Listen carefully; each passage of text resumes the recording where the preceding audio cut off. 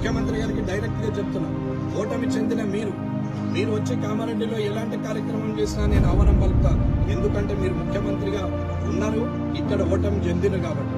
ఓటమి చెందిన వ్యక్తి కన్నా మీరు ఇవాళ ముఖ్యమంత్రి స్థానంలో ఉన్నారు కాబట్టి మీకు నేను మర్యాద ఇస్తా, మీరు వస్తే చేస్తా.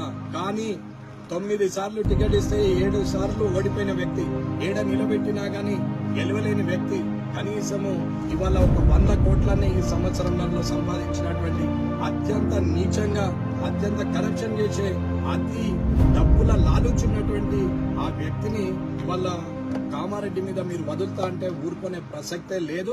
నిర్ణయం మీది, మీ నిర్ణయాన్ని బట్టే నా నిర్ణయం ఉంటుంది. ఇది మీకు నాకే యుద్ధం అనుకుంటున్నా, నడమల పారిపోయిన వ్యక్తితో నాకు యుద్ధం లేదు.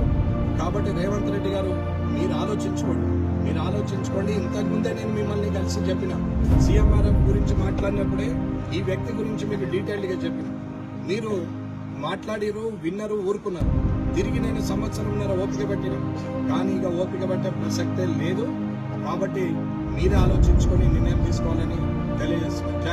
జై